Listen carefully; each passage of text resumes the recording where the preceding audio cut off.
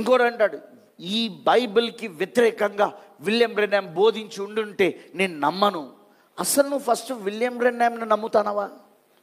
ఆయన బైబిల్లోని ఒక ప్రవక్త. ఆయన అందరి ప్రవక్తలతో ఈయన కూడా ఒక ప్రవక్త. ఇంకొంచెం గట్టిగా మాట్లాడాలంటే ప్రవక్తలందరికంటే గొప్ప ప్రవక్త. ఎందుకు విన్నారు కదా, ఈయన పేరు మార్క్ బాబు గారు అని అనుకుంటా. వీరు బ్రెన్హామ్ గారి యొక్క బోధల్ని ప్రకటన చేస్తూ ఉంటారు.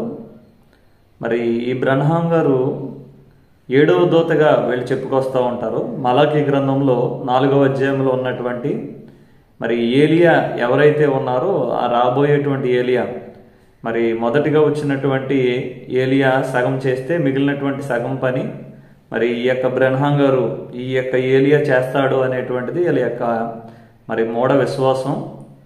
సరే, వారి విశ్వాసాలు ఏమైనప్పటికీ కూడా వీరిని 7వ దూతగా, మరి ముఖ్యంగా ప్రవక్తలందరికంటే గొప్పవాడిగా ఈ రోజున చిత్రీకరిస్తున్నారు సమాజంలో. ప్రవక్తల ద్వారా దేవుడు చేసినటువంటి కార్యములు ఒకసారి ఆలోచించాలి మనం. అసలు ప్రవక్తలను ఎంత సులువుగా తీసి పక్కన పెడుతున్నారు అంటే వీళ్ళ బోధల్లో. బ్రెన్హామ్ గారు ప్రవక్తలందరికంటే గొప్పవాడు. ఎలా గొప్పవాడు? ఈయన ఎలా ప్రవక్త? ఈ విషయాలన్నింటినీ కూడా మనం చాలా విషయాలు చర్చించవలసి ఉంటుంది. కానీ మీరు కొన్ని విషయాలు అర్థం చేసుకోవాలని నేను చెప్తూ ఉన్నాను. ఈ బోధల్లోకి చాలామంది ఆకర్షితులు అవుతూ ఉన్నారు. చాలామంది వీరు మర్మములు అనేటువంటివి చాలామంది క్రైస్తవ్యాన్ని ఆకర్షిస్తూ ఉంటారన్నమాట. ఈ యొక్క విషయాలు వాక్యము లోతుగా తెలియనటువంటి వాళ్ళు ఏం చేస్తూ ఉంటారు అని అంటే ఈ యొక్క మాటలు విని మోసపోతూ ఉంటారు.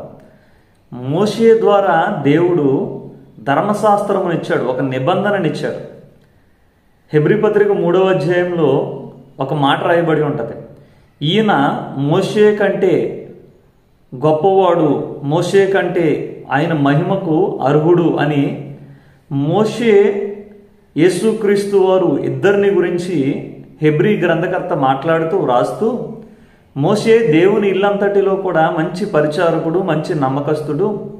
యేసుక్రీస్తు అయితే దేవుని ఇంటి మీద ఆయన కుమారుడై ఉండి ఆయన అధికారం కలిగి ఉన్నాడని చెబుతూ వీరిద్దరిని మధ్యన మాట్లాడుతూ పోలికని చెప్తూ ఉంటాడు. యేసుక్రీస్తు వారు నూతన నిబంధన తన రక్తముతో తీసుకుని వస్తే, మోషేకి దేవుడు ధర్మశాస్త్రమును యోహాను సువార్త 1వ అధ్యాయం 13వ వచనంలో మనం చూస్తే అక్కడ దేవుడు మోషే ద్వారా ధర్మశాస్త్రమునిచ్చాడు అని 14వ వచనాల్లో మీరు చూస్తే, యేసుక్రీస్తు ద్వారా కృపయు సత్యమును ఆయన అనుగ్రహించాడు అనేటువంటి విషయాలు మనం చూస్తూ ఉంటాం. మోషే కంటే ఇప్పుడు బ్రెన్హామ్ గారు గొప్పవాడు. వీళ్ళ బోధల్లో, వీళ్ళ యొక్క మాటల్లో వీరు వ్యక్తి యొక్క పూజ, వ్యక్తి యొక్క లోపల ఉండేటువంటి ఆ ఆలోచన విధానం, ఆ స్పిరిట్ ఎలా పనిచేస్తూ ఉంటుందంటే వీళ్ళకి బ్రెన్హామ్ గారే క్రీస్తు. ఆయన వాక్యమును ఈ ప్రకటన గ్రంథం 10వ అధ్యాయంలో ఉన్నటువంటి మేఘం గురించి, వీళ్ళు కొన్ని వచనాలు బ్రెన్హామ్ గారి గురించి వ్రాయబడి ఉన్నవి అనేటువంటి వాటిని గురించి మాట్లాడుతూ ఉంటారనమాట. అవన్నీ మాట్లాడాలంటే చాలా కూలంకుషంగా మాట్లాడాలి. తప్పనిసరిగా సమయం వచ్చినప్పుడు మాట్లాడతాను. అయితే ఇప్పుడు ఈ విషయాన్ని ఎందుకు చెప్తున్నానంటే ప్రవక్తలందరికంటే గొప్పవాడు అనేటువంటి ఒక పరాకాష్ట, చాలా విపరీతమైనటువంటి బోధన ఈ రోజున సమాజంలో చేస్తున్నారు. ఆదాము మొదలుకొని యోధాపత్రిక 1వ అధ్యాయం 14వ వచనంలో ఆదాము మొదలుకొని 7వ వాడైనటువంటి హానోకు వరకు కూడా ఈ భక్తిహీనుల యొక్క తీర్పును గురించి, ప్రభు యొక్క రాకడను గురించి వారు ప్రకటించారు. అంటే ఆదాము తర్వాత ఉన్నటువంటి ఆ 7గురు కూడా ఎవరైతే ఉన్నారో వీరిని కూడా ప్రవక్తలుగానే పరిశుద్ధ గ్రంథం చెప్తూ ఉన్నది. అంటే ఇప్పుడు ఆదాము కంటే బ్రెన్హామ్ గారు గొప్పవాడు. ఒకానొక సమయంలో నీవు అబ్రహాము కంటే గొప్పవాడువా అని అడిగితే యేసుక్రీస్తు వారిని అవును అబ్రహాం కంటే గొప్పవాడిని అంటాడు. అంటే ఇక్కడ అబ్రహాము కూడా ఒక ప్రవక్త అని పరిశుద్ధ గ్రంథంలో ఆదికాండంలో రాయబడి ఉన్నది. అంటే అబ్రహాము కంటే ఇప్పుడు ఎవరు గొప్పవాడు? విలియం బ్రెన్హామ్ గొప్పవారు. అంతే కదా, వీళ్ళ ఉద్దేశంలో ఆదాము కంటే విలియం బ్రెన్హామ్ గొప్పవాడు, అబ్రహాము కంటే విలియం బ్రెన్హామ్ గొప్పవాడు, మోషే కంటే విలియం బ్రెన్హామ్ గొప్పవాడు, ఏలియా కంటే విలియం బ్రెన్హామ్ గొప్పవాడు. ఇక కొంతకాలం పోతే యేసుక్రీస్తు వారి కంటే గొప్పవాడు అని చెప్పబోతారు వాళ్ళు. బాప్తిస్మ ఇచ్చేటువంటి యోహాను ద్వారా దేవుడు బాప్తిస్మం అనేటువంటి దాన్ని, పరలోక సంబంధమైనటువంటి అధికారాన్ని దేవుడు భూమి మీద బాప్తిస్మ ఇచ్చేటువంటి యోహాను ద్వారా ఆ కార్యమును జరిగించాడు. తర్వాత బాప్తిస్మ ఇచ్చే యోహానే యేసుక్రీస్తు వారి గురించి ఏమంటాడు అని అంటే, ఇదిగో నా వెనక రాబోతున్నటువంటి వాడు, ఆయన చెప్పుల వారిని విప్పుడకైను నేను యోగ్యుని కాదు అని మాట్లాడుతూ, నా వెనక వచ్చేవాడు అగ్నితో బాప్తిస్మ ఇస్తాడు, పరిశుద్ధాత్మలో మీకు బాప్తిస్మ ఇస్తాడు అంటాడు. మరి యోహాను గారేమో నీటి ద్వారా బాప్తిస్మ ఇచ్చాడు, యేసుక్రీస్తు వారు అగ్ని ద్వారా బాప్తిస్మ ఇచ్చాడు. మరి ఈ ప్రవక్తలకు అందరికంటే గొప్పవాడైనటువంటి విలియం బ్రన్హాం గారు మరి ఏ బాప్తిసాన్ని ఆయన, ఇంకా గొప్పది ఏది ఆయన ప్రవేశపెట్టబోతున్నాడు ఆయన?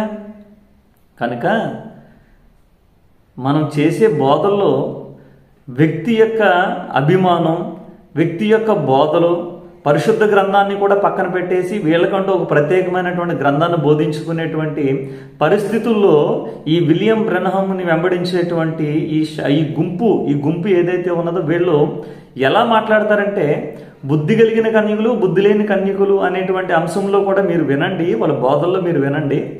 అసలే ఈ యొక్క విలియం బ్రన్హాం గారి యొక్క వర్తమానములు విననటువంటి మిగిలిన వాళ్ళందరూ కూడా శాపగ్రస్తులు, వాళ్ళందరికీ కూడా డైరెక్ట్ నరక శిక్ష. ఇంకా ఈ బుద్ధి కలిగిన కన్యకులు, బుద్ధి లేని కన్యకులు ఎవరు అనంటే, ఈ విలియం బ్రన్హాం గారి బోధల్లో విలియం బ్రన్హాము నమ్మేవాళ్ళు, అంటే వర్తమానము నమ్మేటువంటి వారిలో విలియం బ్రన్హాముని ఆయన ఏది చెప్తే అదే నిజం, ఇంకా ఆయన ఏం చెప్తే అదే సత్యం.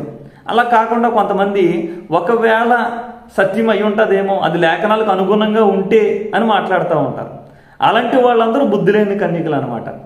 అంటే వీళ్ళు ఎంత పతాక స్థాయిలోనికి వెళ్ళిపోయి వీళ్ళు ప్రసంగాలు చేస్తున్నారు, బోధలు చేస్తున్నారు అని అంటే, క్రైస్తవ్యం గ్రహించకపోతే, గుర్తించకపోతే ఈ బోధల్లో చాలామంది చిక్కుకుపోతారు, చాలామంది నష్టపోతారు. కనుక దయచేసి నేను చెప్పేది ఏంటంటే, ఈ యొక్క విలియం బ్రన్హాం బోధలు ఏవైతే ఉన్నాయో వాటి విషయంలో ఎవరు మోసపోకండి. ప్రవక్తలందరికంటే గొప్పవాడు అన్న మాట దగ్గరే మీరు పట్టుకోవాలి, ఇలాంటి మాటల దగ్గరే మీరు పట్టుకోవాలి. ఎవ్వరూ అలా అతిశయించలేదు, ఎవ్వరూ అలా గొప్ప చేసుకోలేదు. ఈ రోజున ఇలా మాట్లాడుతున్నారంటే ఈ సాతాను సంబంధమైనటువంటి ఆలోచనలే కానీ దైవికమైన ఆలోచనలు కాదని మరొకసారి నేను తెలియజేస్తూ ఉన్నాను.